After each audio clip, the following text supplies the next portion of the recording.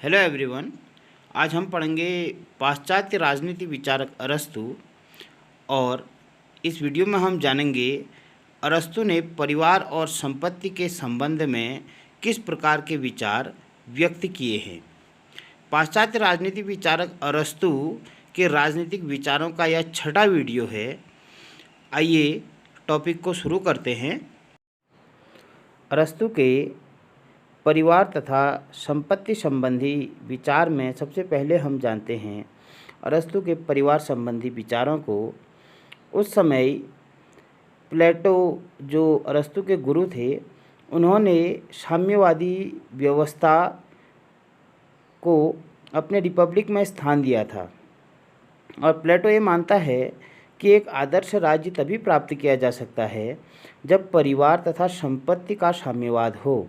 अर्थात वह मानता है कि जो शासक वर्ग और सैनिक वर्ग हैं, उनको परिवार रखने का अधिकार नहीं होना चाहिए और उन्हें निजी संपत्ति रखने का अधिकार नहीं होना चाहिए।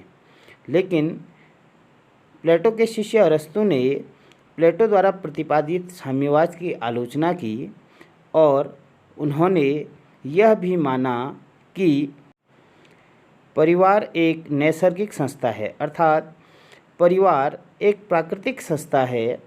और उन्होंने प्लेटो द्वारा प्रतिपादित जो साम्यवाद है उसकी तब आलोचना की थी। साथ ही अरस्तु ने यह माना कि व्यक्ति का वैयक्तिक विकास परिवार में रहकर ही संभव है। अरस्तु ने माना परिवार वह है जिसमें पति पत्नी, बच्चे व दास सम्मिलित हैं। अरस्तु मानता है कि जो परिवार है राज्य की मूलभूत इकाई है। अरस्तु ने ही बताया कि परिवार मिलकर गांव का और ग्राम मिलकर समाज का और समाज मिलकर राज्य का निर्माण करते हैं। अर्थात जो राज्य है उसकी जो मूल इकाई है वह परिवार है, जिसमें रहकर ही व्यक्ति का विकास हो सकता है। अरस्तु ने माना यदि परिवार का साम्यवादीकरण किया जाएगा तो राज्य में जो नैतिकता है वो समाप्त हो जाएगी। अरस्तु के परिवार संबंधी विचारों को जानने के बाद आइए हम जानते हैं कि अरस्तु ने संपत्ति के संबंध में किस प्रकार के विचार व्यक्त किए। प्लेटो के अनुसार जो राज्य की जो संपत्ति है उसका साम्यवादीकरण होना चाहिए। उसने कहा कि राज्य के जो 3 वर्ग हैं, उत्पादक वर्ग, सैनिक वर्ग और शासक वर्ग, इन तीनों वर्ग में 2 वर्ग यानी शासक वर्ग और सैनिक वर्ग के पास निजी संपत्ति रखने का अधिकार नहीं होना चाहिए, जिसकी आलोचना अरस्तु ने की थी। अरस्तु यह मानता है कि निजी संपत्ति का अधिकार व्यक्ति को होना चाहिए और व्यक्ति को अधिकार है कि वह संपत्ति अपने साथ रख सकता है।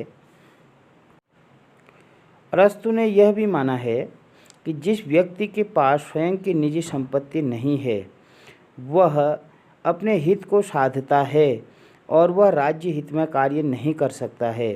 अरस्तु मानता है कि जिस व्यक्ति के पास संपत्ति है वह राज्य हित को अपना मानकर कार्य करता है।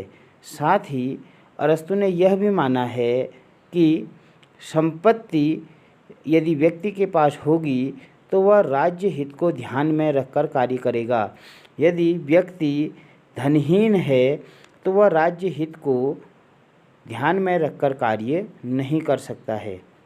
Thanks for watching video.